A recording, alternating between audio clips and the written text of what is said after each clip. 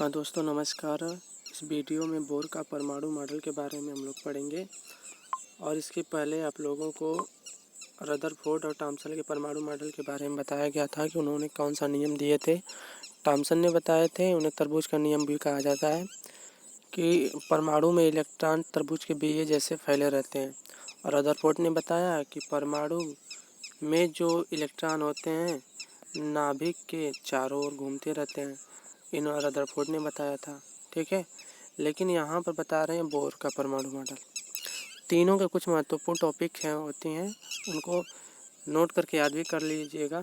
और यहाँ पर देखते हैं रदरफोर्ड मॉडल की कमी का निवारण बोर के परमाणु मॉडल से हुआ। रदरफोर्ड में कुछ कमी आ गई थी। कौन सी कमी आ गई थी? तो उनकी कमी ये आ गई थी, अगर कोई इलेक्ट्रॉन चक्कर लगा रहा है तो उसकी ऊर्जा ख़त्म होगी।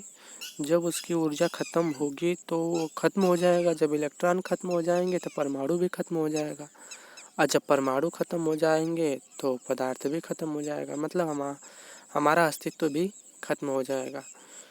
तो उन्होंने कहा कि अगर इलेक्ट्रॉन चक्कर लगा रहे हैं तो उनको ऊर्जा कहाँ से मिलती है, ठीक है।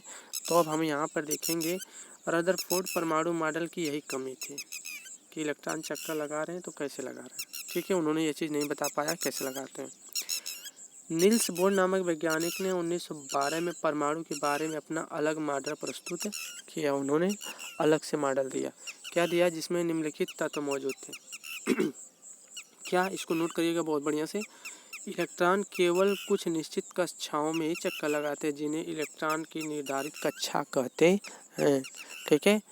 देखिए यहाँ पर आपको कई इलेक्ट्रॉन कक्षाएं दिख रही है। प्लस वाला जो देख रहे हैं ना, ये नाभिक है। यह पहली कक्षा, दूसरी कक्षा, तीसरी कक्षा।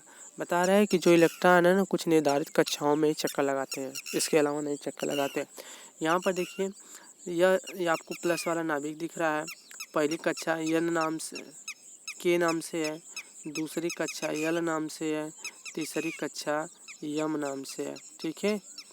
इस तरह से आपका के एल एम एन कक्षाओं का नाम होता है, ठीक ना। कक्षाओं का नाम क्या होता है? के एल एम एन, मतलब पहली कक्षा के से, दूसरी कक्षा एल से, तीसरी एम से, चौथी एन से। इसको याद कर लीजिएगा, यह ऐसा ही है, ठीक ना। मतलब पहली कक्षा को के, दूसरी एल, तीसरी एम, चौथा एन नाम से दिया जाता है, ठीक है।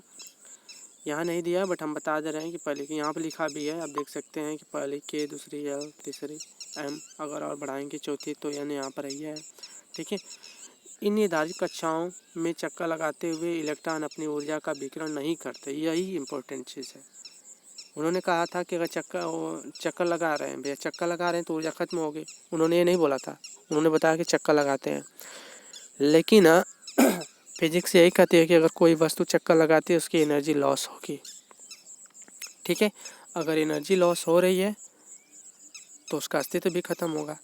लेकिन यहाँ पर बता रहे हैं कि इलेक्ट्रॉन अपनी ऊर्जा खत्म नहीं करता है, मतलब ऊर्जा का विकिरण नहीं करते हैं, ठीक है। किसी भी परमाणु के इलेक्ट्रॉन की ऊर्जा में बदलाव इन इस इलेक्ट्रॉन की कक्षाओं में स्थानांतरण के कारण होता है, ठीक है।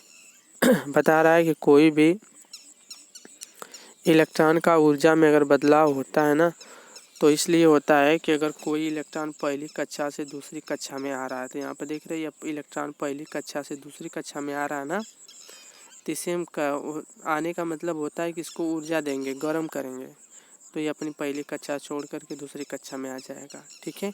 लेकिन फिर तुरंत कुछ समय बाद ये यहाँ से भाग करके यहाँ पर आ जाएगा, अपनी कक्षा में आ जाएगा। दूसरी कक्षा में जाता है लेकिन रहता नहीं है, तुरंत वापस आ जाता है। तो इतनी ऊर्जा वो क्या करता है? विकिरण के रूप में छोड़ता है, ठीक है। यह चीज़ नहीं समझ में आएगी, कोई बात नहीं, ये वाली चीज़ आपको नहीं समझ में आएगी, बट इतना समझ लीजिए कि पहले के एल एम एन ऐसे कक्षाओं का नाम है। बीच में प्लस होता है, मतलब प्रोटॉन होते हैं बीच में, इतना रखिए। और एक कक्षाओं में इलेक्ट्रॉन घूमते हैं, ठीक ना। इलेक्ट्रॉन, प्रोटॉन, न्यूट्रॉन, ये 3 चीज़ होते हैं। बीच में प्लस मतलब प्रोटॉन होते हैं, बाहर इलेक्ट्रॉन चक्कर लगाते हैं। इतनी चीज़ को याद रखिए। तो अगली स्लाइड की तरफ हम चलते हैं। तो अगली स्लाइड में हमें मिलता है परमाणु संख्या। परमाणु संख्या बहुत इंपॉर्टेंट है, समझ लीजिए कि इसकी एक क्वेश्चन आपको एग्जाम में देखने को मिलेंगे। परमाणु संख्या क्या होता है? किसी परमाणु में प्रोटॉन की कुल संख्या का मान उसकी परमाणु संख्या कहलाती है। मतलब कोई भी परमाणु है, ठीक है। जैसे मान लेते हैं ऑक्सीजन, ठीक है। ऑक्सीजन का परमाणु क्रमांक नीचे को 6 लिखते हैं और ऊपर को कार्बन का 6 होता है, ऑक्सीजन का 8 होता है, ठीक है। और ऊपर होता है 16, ठीक है। मतलब जैसे हाइड्रोजन पहले नंबर पे, हीलियम दूसरे नंबर पे, लिथियम तीसरे नंबर पे, तो वैसे ही ऑक्सीजन 8वें नंबर पे आता है। किस नंबर पे आता है? 8वें नंबर पे आता है, ठीक है। और इसका दोगुना उच्च होता है, परमाणु भार बोलते हैं इसको, क्रमांक बोला जाता है। यह चीज़ आपको हमेशा याद रखनी होगी। नीचे वाले को क्रमांक मतलब क्रम से आता है, इस वजह से क्रमांक कहते हैं। ऊपर भार कहते हैं, परमाणु भार बोलते हैं। क्या बोलते हैं? परमाणु भार बोला जाता है इसको, ठीक है। इसको परमाणु भार बोलते हैं। तो यहाँ पर बता रहा है कि जितने प्रोटॉन होंगे किसी भी परमाणु भार या परमाणु संख्या, दोनों एक ही को कहते हैं, परमाणु भार या परमाणु संख्या, लेकिन इसको परमाणु क्रमांक ही कहते हैं, ठीक है।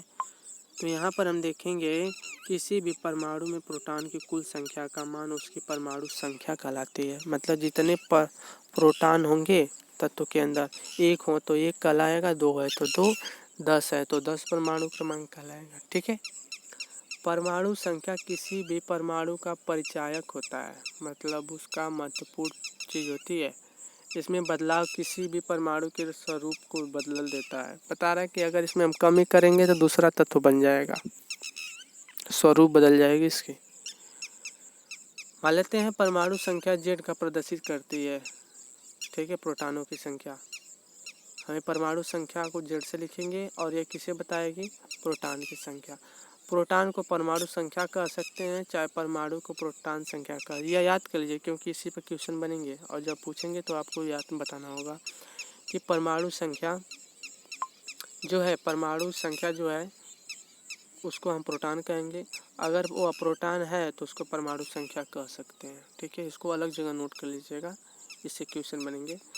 यहाँ पर किसी भी धनावेशित परमाणु में प्रोटॉन तथा इलेक्ट्रॉनों की संख्या बराबर होती है, बहुत इंपॉर्टेंट चीज़ है। जितने प्रोटॉन होते हैं ना, उसी के बराबर क्या होते हैं? इलेक्ट्रॉन होते हैं। ये चीज़ मस्त है, ठीक है। प्रोटॉन बराबर इलेक्ट्रॉन बराबर परमाणु संख्या। क्या समझ में आई बात? परमाणु संख्या बराबर प्रोटॉन बराबर इलेक्ट्रॉन, ठीक है। अभी आपको कन्फ्यूज़न होगा, लेकिन जब हम क्वेश्चन सॉल्व करवाएंगे तो आपको समझ में आएगा कैसे सॉल्व होता है, मतलब इसका क्या महत्व है। परमाणु संख्या बराबर प्रोटॉन संख्या बराबर इलेक्ट्रॉन, ठीक है। तो यहाँ पर आपको द्रव्यमान संख्या क्या है? ये थोड़ा सा परमाणु संख्या से हटके होती है। द्रव्यमान संख्या किसी परमाणु के नाभिक में मौजूद प्रोटॉन तथा न्यूट्रॉन की कुल संख्याओं को जोड़ते हैं तो द्रव्यमान संख्या। अब अच्छा, थोड़ा सा एक चीज़ आपको थोड़ा सा याद कर लीजिएगा कि ये मान लेते हैं परमाणु है, ये है नाभिक। नाभिक में क्या होता है? नाभिक में 2 कण होते हैं, एक प्रोटॉन होता है और एक न्यूट्रॉन होता है। आई बात समझ में? ठीक है, इसको याद कर लीजिएगा। और जो इलेक्ट्रॉन होते हैं ना, बाहर बाहर चक्कर लगाते हैं, नाभिक के बाहर कक्षा में चक्कर लगाते हैं, ठीक है। तो किसी भी परमाणु के नाभिक में 2 कण होते हैं, एक प्रोटॉन और एक न्यूट्रॉन, ठीक है। अगर प्रोटॉन और न्यूट्रॉन को जोड़ देंगे ना तो द्रव्यमान संख्या प्राप्त हो जाती है। आपको 3 चीज़ याद रखनी है, परमाणु संख्या बराबर प्रोटॉन संख्या बराबर इलेक्ट्रॉन की संख्या, ठीक है। और यहाँ पर एक द्रव्यमान संख्या किसे कहेंगे? न्यूट्रॉन, प्रोटॉन धन न्यूट्रॉन को जोड़ेंगे तो आपका द्रव्यमान संख्या बनेगा, ठीक है। और हमें एक चीज़ देखकर याद रखनी है, मान लेते हैं कोई तत्व है, ठीक है, नीचे वाले को हम क्रमांक बोलेंगे और ऊपर वाले को परमाणु भार बोलेंगे, चाहे परमाणु संख्या बोलेंगे, ठीक है। चलिए आगे। हाँ, तो यहाँ पर एक क्वेश्चन है, क्वेश्चन की मदद से अब हम समझते हैं कि निम्नलिखित परमाणु में प्रोटॉन तथा इलेक्ट्रॉन और न्यूट्रॉनों की संख्या बताइए। चलिए, बहुत बढ़िया, कोई दिक्कत नहीं है। तो यहाँ पर आपको लिया गया है क्लोरीन। किसका? क्लोरीन। यहाँ पर 13 नहीं 17 होगा, क्यों गलत है या 13 गलत है, क्योंकि क्लोरीन जो होती है ना 17वें नंबर पे आती है। कितने नंबर पे आती है? पहली बात तो यहाँ समझिए, 17 नंबर पे आती है। और इसका जो होता है परमाणु भार, इसे हम बोलते हैं परमाणु संख्या। ठीक है, ऐसे लिखते हैं। ठीक है, तो ये क्या है? परमाणु क्रमांक है ना भाई। यही परमाणु क्रमांक बताएगा कि हम परमाणु क्रमांक हैं, हम ही प्रोटॉन हैं और हम ही इलेक्ट्रॉन हैं। आई बात समझ में? मतलब 17 इलेक्ट्रॉन भी है, 17 प्रोटॉन भी है। ठीक है, और परमाणु क्रमांक भी 17 ही है। मतलब हमें इस वाले चीज़ जो बहुत इम्पोर्टेंट होती है उससे 3 चीज़ पता चलेंगे: प्रोटॉन, इलेक्ट्रॉन और परमाणु क्रमांक। ठीक है, इस वाली चीज़ का क्या मतलब है? यह चीज़ हमें न्यूट्रॉन बताएगा भाई। क्या बताएगा? न्यूट्रॉन। हमने बताया था कि यह वाली चीज़ जो है ना, यह वाली चीज़ न्यूट्रॉन और प्रोटॉन को जोड़ेंगे तब पता चलेगा। क्या पता चलेगा? यह चीज़ न्यूट्रॉन और प्रोटॉन को जोड़ेंगे तो होगा। अच्छा बताइए, जब यहाँ से आपका प्रोटॉन कितना हुआ? 17।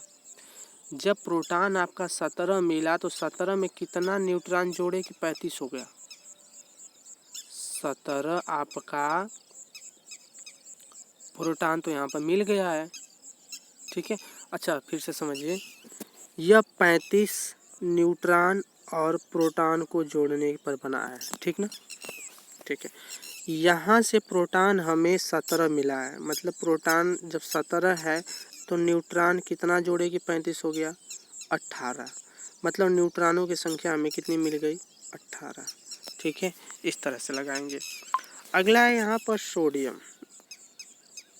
सोडियम 11, एक गलत तरीका से लिखा है यहाँ पर, यह सॉल्यूशन भी नहीं दिया है, तो चलिए हम करते हैं सॉल्यूशन इसका। तो यहाँ पर सोडियम 11, परमाणु क्रमांक 11 और 23। ठीक है,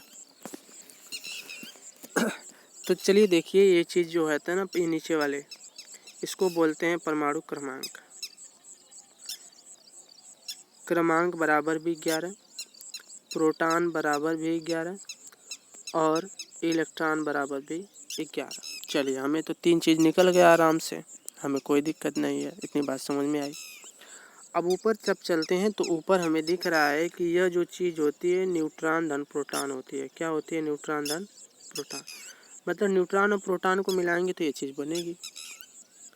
प्रोटॉन हमारा यहाँ से 11 है, मतलब 11 धन कितना करें हैं कि 23 हो गया। 11 में कितना जोड़ें कि 23 हो गया? तो है आपका 12। मतलब प्रोटॉन की संख्या कितनी आ गई? 12 आ गई भाई। यही आपको 4 चीज़ निकालना होगा। क्या? इलेक्ट्रॉन, प्रोटॉन, न्यूट्रॉन, परमाणु क्रमांक। ठीक है, या परमाणु भार भी पूछ देगा, तो न्यूट्रॉन और प्रोटॉन को जोड़ देंगे तो ये वाला निकल जाएगा आसानी से, कोई दिक्कत नहीं होनी चाहिए। ठीक ना? तो इस तरह से यह है आप में। तो आगे चलते हैं, तो आगे हमें मिलता है कुछ चीज़ कि हमने अब तक क्या सीखा है। इलेक्ट्रॉन और प्रोटॉन की खोज क्रमशः जे थॉमसन और गोल्डस्टीन ने की थी।